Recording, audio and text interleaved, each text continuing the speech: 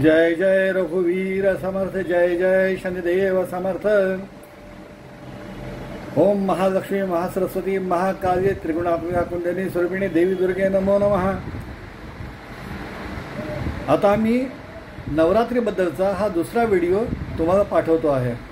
या दुसऱ्या व्हिडिओमध्ये 9 दिवसाच्या नवदेवता आणि त्यांची वैशिष्ट्ये ही सांगितलेली आहेत आणि त्याचप्रमाणे एक व्रतही सांगितलेलं आहे नवरात्रीचं, की जे करण्याने तुमच्या इच्छा पूर्ण होण्यासाठी तुम्हाला जगन्मातेचा आशीर्वाद मिळेल। आणि म्हणून हा व्हिडिओ पूर्णपणे ऐका। आणि दुसरी माझी तुम्हाला अशी सूचना आहे की जर पहिला व्हिडिओ तुम्ही ऐकला नसेल तर तोही तुम्ही ऐका, कारण तो ऐकल्यामुळे तुम्हाला नवरात्रीचं बेसिक माहिती मिळेल आणि त्याची पण गरज आहे असं मला वाटतं। तेव्हा पहिला व्हिडिओ पण ऐका, हा व्हिडिओ ऐका आणि ह्याच्यात दिलेलं व्रत करा आणि आपल्या इच्छा पूर्ण करून घ्या। जय जय रघुवीर समर्थ, जय जय शनिदेव समर्थ। ओम महालक्ष्मी महासरस्वती महाकाली त्रिगुणात्मिका कुंडली स्वरूपिणी देवी दुर्गे नमो नमः।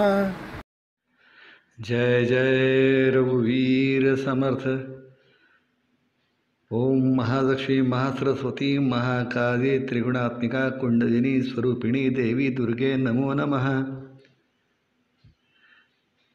आपण पहिल्या भागामध्ये घटस्थापना म्हणजे काय याचा विचार केला। आता आपण 9 दिवसामध्ये जी देवीची नवरूपं आहेत, मातेची नवरूपं आहेत, ती थोडक्यात समजून घेणार आहोत, अतिशय थोडक्यामध्ये। त्याच्यामध्ये ह्या नवरूपांमध्ये तुम्हाला जर काही महत्त्वाचं बघायला मिळणार असेल तर सर्वसाधारणत मायेचं रूप हे निरनिराळ्या 9 गुणांमध्ये आपण पाहतो आहोत आणि मायेचं रूप जसं आपण 9 गुणांमध्ये पाहतो तसे हे 9 गुण साधारणतः प्रत्येक स्त्रीमध्ये पण आपल्याला पाहायला मिळतात। आणि म्हणूनच हे पाहत असताना जसं आपण दुर्गामातेची उपासना करणार आहोत, पूजा करणार आहोत, तसं आपल्या ह्या मानवी जीवनामध्ये जसं पुरुषाला म्हणजे व्यावहारिक दृष्टिकोनातून पुरुषाला महत्त्व आहे, तसं स्त्रीला पण महत्त्व आहे। हे पण ह्यातनं आपण समजून घ्यायचं आहे। हे 9 गुण बहुतेक सर्व स्त्रियांमध्ये असतात आणि म्हणूनच स्त्री आणि पुरुष हे एकत्र जेव्हा येतात तेव्हा समाज उभा राहतो। आणि आता मी तुम्हाला या 9 देवता आणि त्यांची नावं आणि त्यांची वैशिष्ट्ये ही तुम्हाला थोडक्यात सांगतो आहे। पहिलं रूप आहे माता शैलपुत्री। शैल म्हणजे पर्वत, ही पर्वतकन्या आहे। हे निसर्गाचं रूप आहे, ही निसर्ग देवता आहे आणि निसर्गाचं रक्षण ती करते असं तिच्याबद्दल म्हटलं जातं।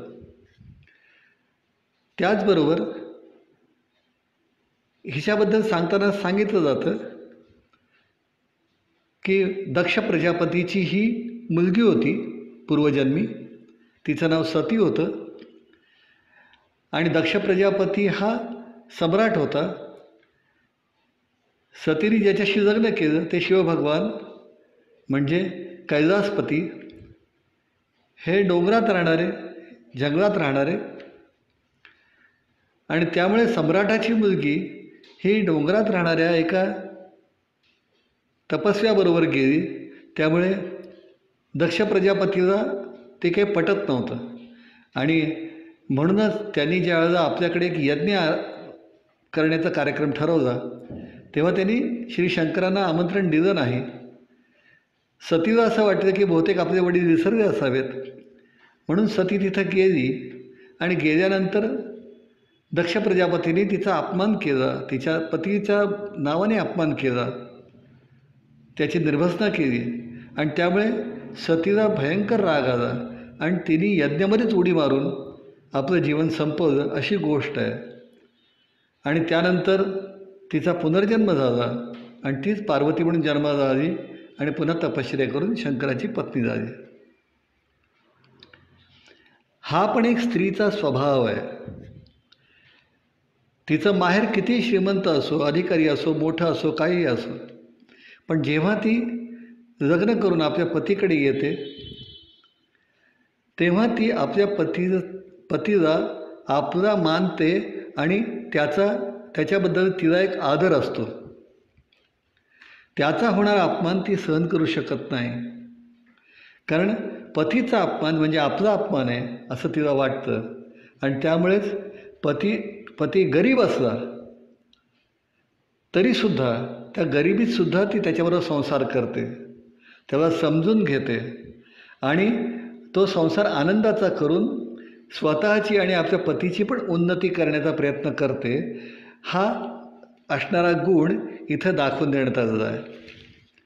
दुसरा दिवस आहे, त्याच्यामध्ये तिचं रूप आहे माता ब्रह्मचारिणी. आता शैलपुत्री म्हणजे पृथ्वीशी संबंधित असणारी, निसर्गाशी संबंधित असणारी. पृथ्वी हे ब्रह्मांडाचं असणारं छोटं रूप आहे. पृथ्वी हे ब्रह्मांडाचं असणारं छोटं रूप आहे आणि ब्रह्मचारिणी हे ब्रह्मांडाचं असणारं विराट रूप आहे.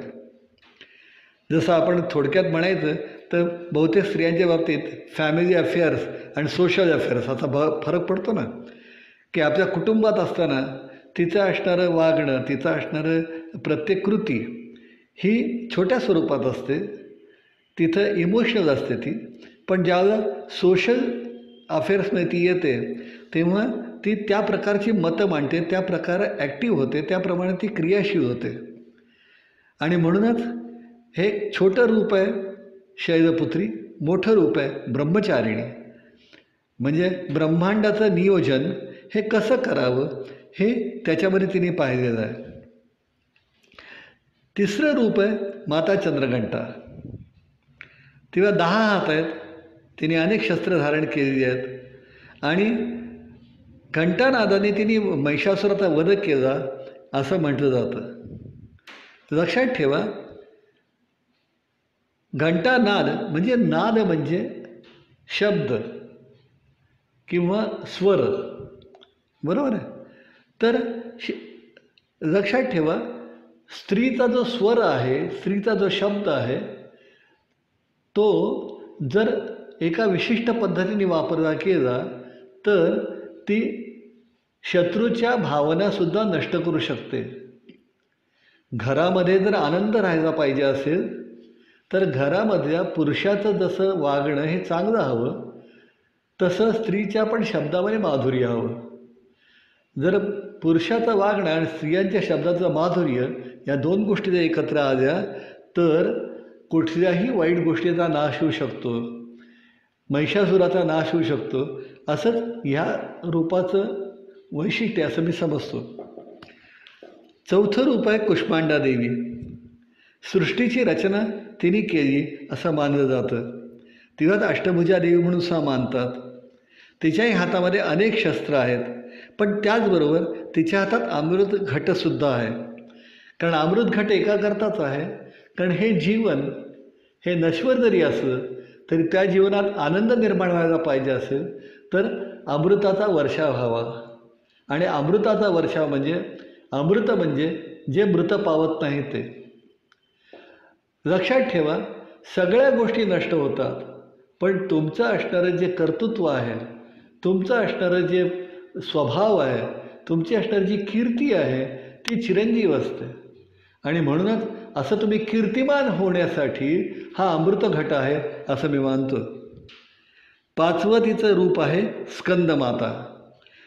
कार्तिकेयाची माता म्हणून तिला स्कंदमाता, स्कंद म्हणजे कार्तिकेय, कार्तिकेयाची माता म्हणून तिचं हे रूप आहे.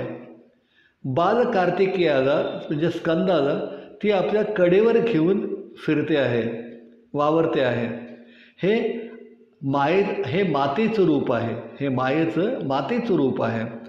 आणि प्रत्येक स्त्री ही कितीही कर्तृत्वान असली तरी आपल्या मुलांच्याबद्दल आपलं मुलं म्हणजे मुलं मुली, आपलं जे इशू आहे त्याच्याबद्दल ते नेहमीच अतिशय भावनाक्षम असतात आणि त्यांच्या संरक्षणाला अतिशय महत्त्व देतात. 6वा दिवस आहे माता कात्यायनीचा. कात्यायन ऋषींची ही कन्या लहानपणापासूनच सतत कानावरती ज्ञानाच्या गोष्टी पडत असल्यामुळे ती अत्यंत ज्ञानी आहे. आत्तापर्यंत आपण बघत आलो निसर्गाशी एकरूप असणारी ब्रह्मचारिणी माता, हे निरनिराळे रूप आपण बघत आलो ना. तसं ही ज्ञानाचं रूप आहे, हे ज्ञानाचं रूप आहे. आणि म्हणूनच माता कात्यायनी ही पूजनीय आहे, कारण ते ज्ञानी आहे. हे ज्ञानाचं रूप आहे. म्हणजे स्त्री ही ज्ञानाचं स्वरूप आहे आणि जर तिने आपल्या ज्ञानाचा उपयोग केला तर ती आपल्या कुटुंबालासुद्धा चांगल्या मार्गाने नेऊ शकते. 7वा दिवस आहे माता कालरात्रीचा.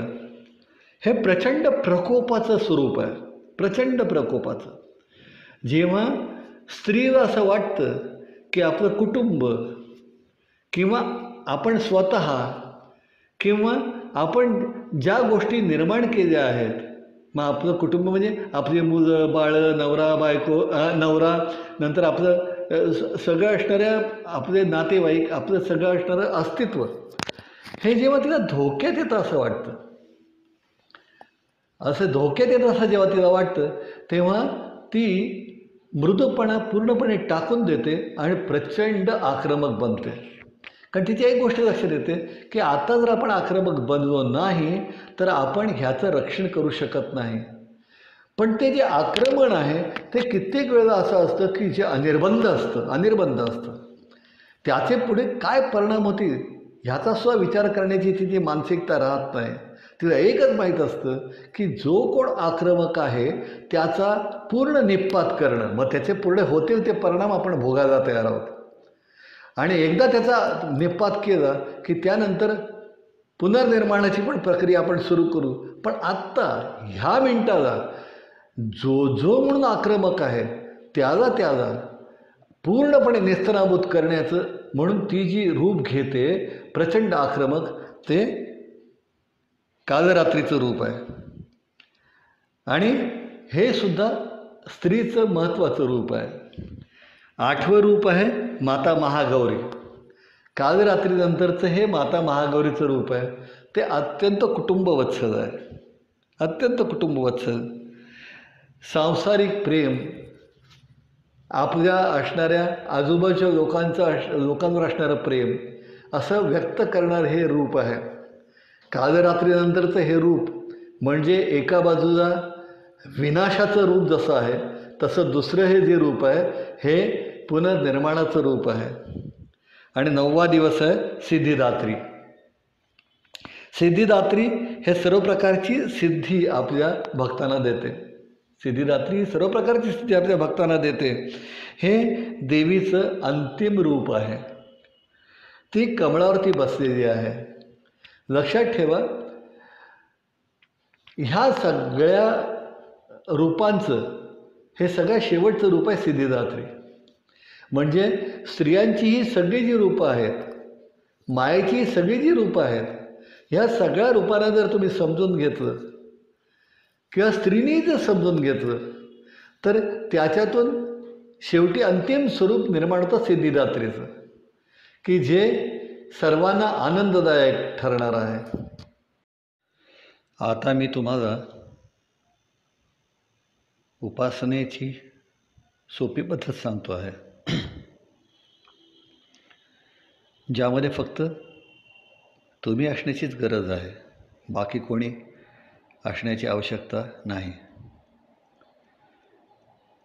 कारण प्रत्येक वेळेला गुरुजी मिळतात मिळत नाहीत वगैरे सगळे 50 प्रश्न असतात. नंतर अनेक गोष्टींची उपलब्धता असते नसते. आणि म्हणून महत्त्व कशावर द्यायचं हे आपण ठरवलं पाहिजे. आपल्याला महत्त्वाचं आहे देवीचं आगमन, आपल्याला महत्त्व आहे त्याची उपासना, आपल्यासाठी महत्त्वाचं आहे त्या उपासनेचा आपल्याला मिळणारा आनंद. आणि म्हणून आपण त्याच्यावरती एकाग्र व्हायचं आहे. लक्षात ठेवा, जेव्हा श्रद्धापूर्वक हाक मारली जाते तेव्हा परमेश्वर आल्याशिवाय राहत नाही. पण ती हाक पूर्णपणे श्रद्धेची असली पाहिजे, विश्वासाची असली पाहिजे. मग ती तुम्ही तुमच्या मातृभाषेत हाक मारा की संस्कृतमध्ये हाक मारा की आणखीन कुठच्याही भाषेत हाक मारा.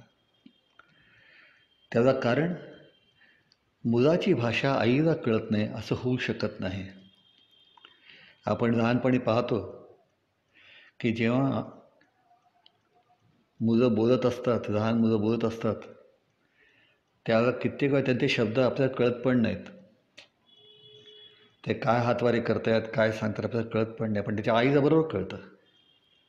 तिला लगेच कळतं की अरे ह्याला दूध हवं आहे, अरे ह्याला पाणी हवं आहे, अरे ह्याला शू होते आहे, अरे ह्याला शिशी होते. जे काय असेल ते तिला बरोबर कळतं. त्याला कारण ती आई आहे. आणि ती आई असल्यामुळे तिला त्या आपल्या बाळाची असणारी भाषा अतिशय योग्यरित्या कळते. आणि म्हणून लक्षात ठेवा, आपल्या मातृभाषेत आपण आपल्या आईशी बोलावं, तसं जगन्मातेशीही बोलावं. तिला तुमच्या सगळ्या भाषा कळतात हे लक्षात ठेवा. आणि तुमच्या भाषेत तिला हाक मारा, ती आल्याशिवाय राहणार नाही. आणि म्हणूनच सांगतो, आता मी सांगतोय ती उपासना पद्धती लक्षात घ्या की एक पाट किंवा चौरंग किंवा चौकोनी वस्त्र, काही एक पाट घ्या किंवा चौरंग घ्या किंवा हे दोन्ही नाही मिळालं तर चौकोनी वस्त्र घ्या, जमिनीवरती अंतरण्यासाठी वस्त्र घ्या.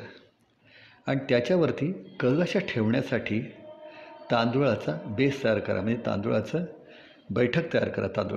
तांदूळ म्हणजे आपल्या अक्षरांची बैठक तयार करा. आणि तो जो कलश आहे तो कलश त्या बैठकीच्या मध्ये ठेवा. तो कलश बैठकीच्या मध्ये ठेवा. तो कलश मातीचा असला तरी चालेल, धातूचा असला तरी चालेल. कलश म्हणजेच घट. तो मातीचा असला तरी चालेल, कुठच्या धातूचा असला तरी चालेल. तो कलश असावा. कलश ठेवा आणि त्या कलशामध्ये बसेल अशा आकाराचं निरांजन घ्या. अनेक वेळा काय होतं, कलशाचं वरचं तोंड असतं छोटं आणि आपण घेताना निरांजन जरा मोठ्या आकाराचं घेतलं तर ते त्यात बसत नाही. काढताना ठेवताना पडण्याची भीती असते. आणि असं काही पडलं बिडलं की लगेच मग माणसाला भीती वाटायला लागते. अरे बापरे, काहीतरी झालं वाटतं. अपशकून कुठच्या गोष्टींमध्ये गोंधळून जातो माणूस. आणि म्हणून प्रत्येक गोष्ट करताना विचारपूर्वक काळजीपूर्वक करा. आणि त्याच्यातही थोडंसं मागे पुढे काही झालं तर लगेच गोंधळून जायची गरज नाही. उगीच उलटे विचार करायची गरज नाही. हे असं घडतं. माणूस म्हटल्यानंतर माणसातून चूक होते. तर त्या कलशामध्ये बसेल असं निरांजन घ्या. त्याच्यामध्ये तेल किंवा तूप जे तुम्हाला शक्य आहे ते घाला आणि दीप प्रज्वलित करा. त्याची ज्योत प्रज्वलित करा आणि काळजीपूर्वक त्या घटामध्ये ठेवा. ही ज्योत आपल्याला 9 दिवस अखंड तेवत ठेवायची आहे. अर्थात काही कारणामुळे, कारण कधी वारा येतो, काही कारणामुळे होतं असं की ती ज्योत विझली तर लगेच गोंधळून जाऊ नका. पुन्हा ज्योत लावा आणि मनापासून आईची, मातेची क्षमा मागा, जगन्मातेची क्षमा मागा. लक्षात ठेवा, ती आई आहे, जगन्माता आहे. ती क्षमा केल्याशिवाय राहत नाही. ती क्षमा करतेच. कारण आई आपल्या मुलांवरती जेवढं प्रेम करते तेवढं कोणावर करणार आहे.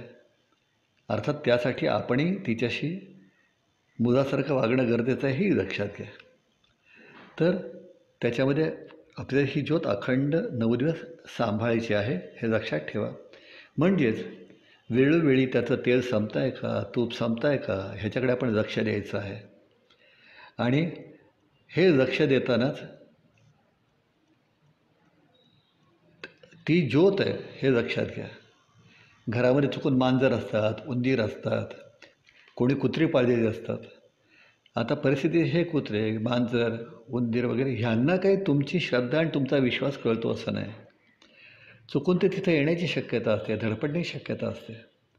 तर तो कलश, तो घट सुरक्षित राहील अशा पद्धतीने ठेवा. त्याला कुठे वरती समजा झाकण वगैरे म्हणजे व्यवस्थित ठेवता आलं, आजूबाजूला समजा सिक्युअर्ड करता आलं तर पहा. अन्यथा रात्री झोपल्यानंतर मांजर आलं त्यांना काही कळणार नाही, त्यांना वाटेल दूर आहे विर आहे, पाडून टाकते. तर तेवढं सांभाळ.